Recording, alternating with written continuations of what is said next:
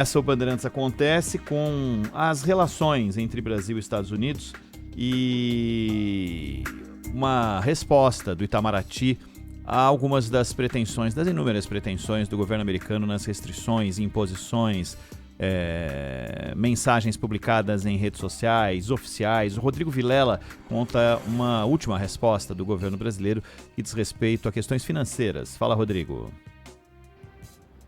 Oi, Zaidan. Oi, Ronald. O Ministério das Relações Exteriores informou que o Brasil enviará nesta segunda-feira a resposta oficial ao governo dos Estados Unidos sobre a investigação comercial aberta em julho envolvendo o Pix. O documento será protocolado pela Embaixada Brasileira em Washington. Entre os pontos questionados pelos Estados Unidos está o Pix, sistema de pagamento instantâneo criado pelo Banco Central do Brasil. A investigação ocorre no âmbito da chamada Seção 301 da Lei de Comércio norte-americana, que permite ao governo dos Estados Unidos avaliar e adotar medidas contra práticas de outros países consideradas desleais. Em resposta às medidas de Washington, o governo brasileiro levou o caso à Organização Mundial do Comércio, a OMC. O Brasil incluiu o tema na agenda do Conselho Geral da entidade sob o título, abre aspas, respeito ao sistema multilateral de comércio baseado em regras, fecha aspas, e também abriu um procedimento de consultas sobre as tarifas impostas pelos Estados Unidos. Segundo o Itamaraty, as tarifas unilaterais adotadas pelo governo americano ameaçam lançar a economia mundial em uma espiral de inflação e estagnação. Eu volto com vocês. Valeu, Rodrigo. Obrigado pela sua participação.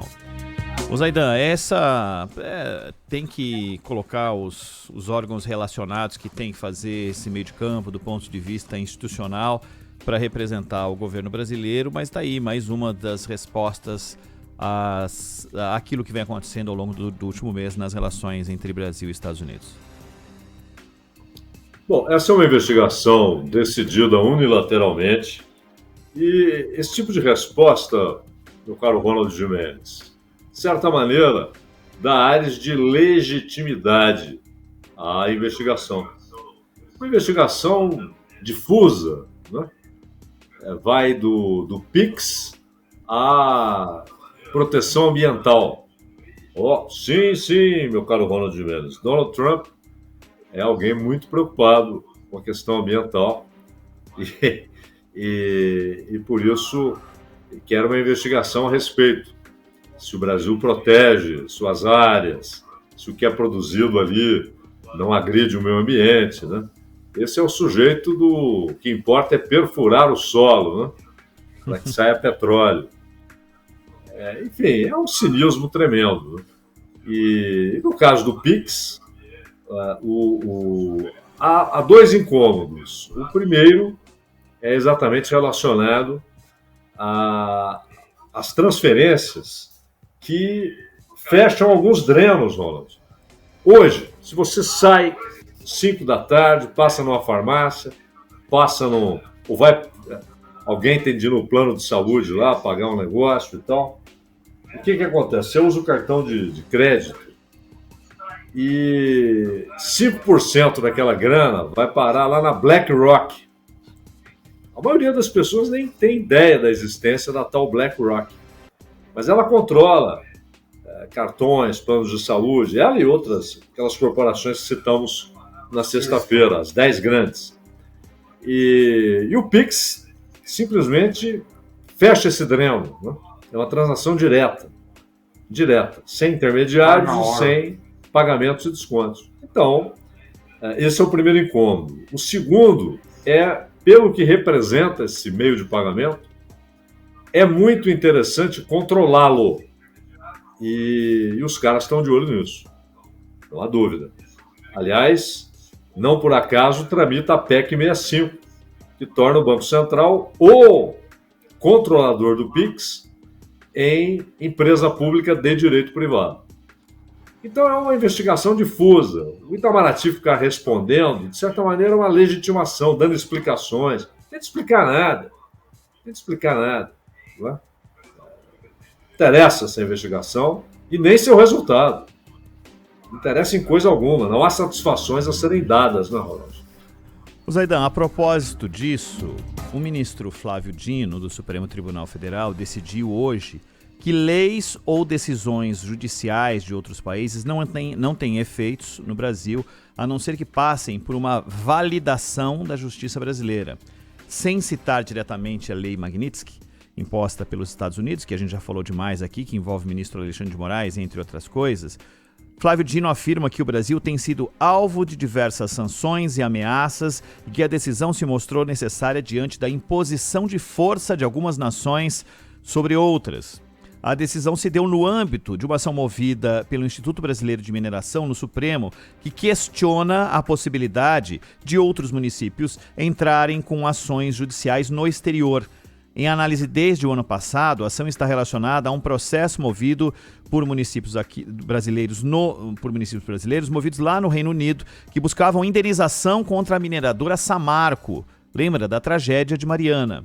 Ao fixar essa nova tese, Flávio Dino determina que medidas e sentenças de tribunais estrangeiros só terão validade no Brasil se forem homologadas pela justiça brasileira ou seguirem mecanismos formais de cooperação internacional.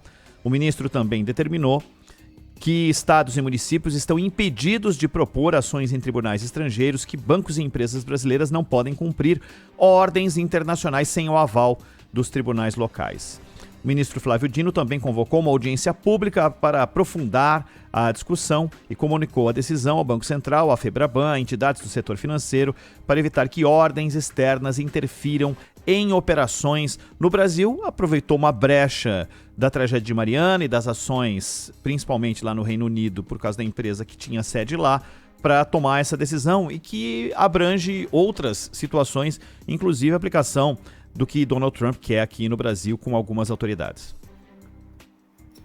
São duas situações diferentes e por isso é preciso ter cuidado, né? Porque no caso de Mariana, uma decisão do judiciário britânico a respeito de uma empresa com sede em território britânico. E se uma indenização é ordenada, ela tem de pagar. Não importa onde ela cometeu o delito, né? Então, é uma decisão a respeito de uma empresa britânica. Então, é uma situação muito diferente. Precisa ter cuidado com essa brecha.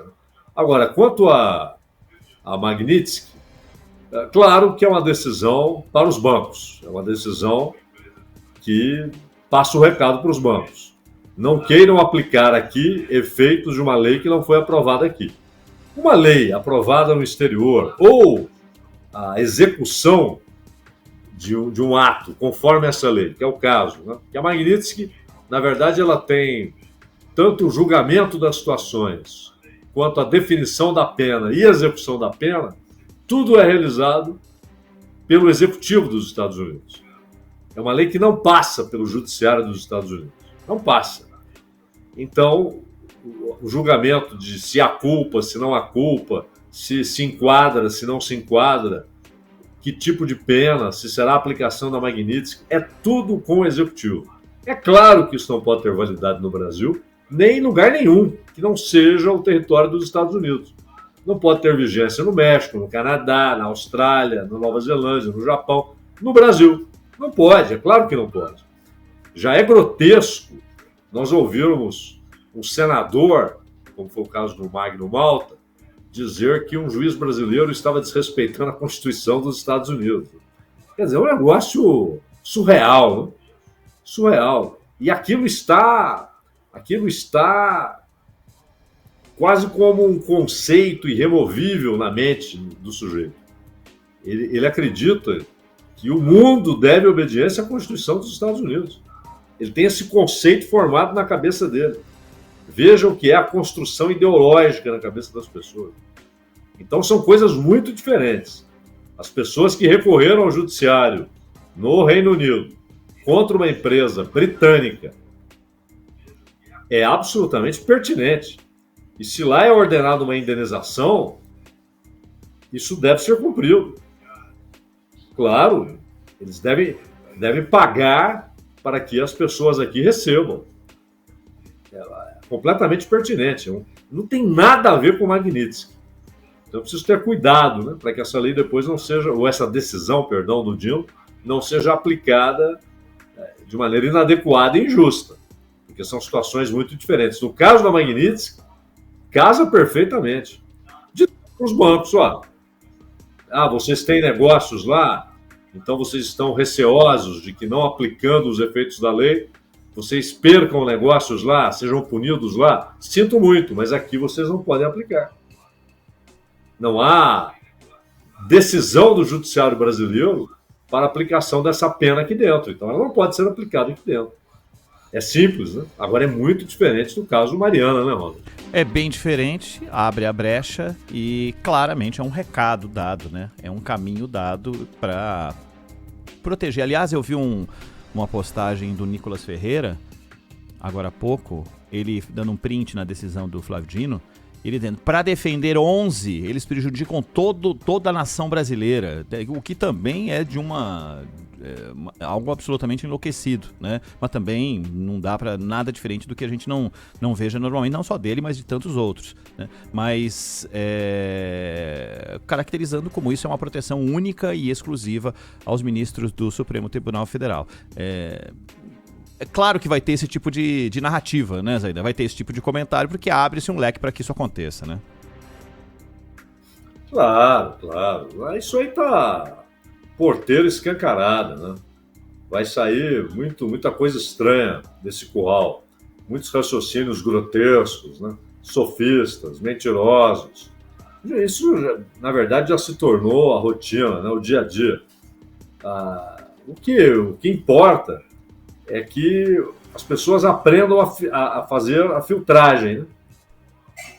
Entendam como funciona esse tipo de coisa, como tolices, mentiras, aberrações são ditas para tentar influenciar as pessoas, né?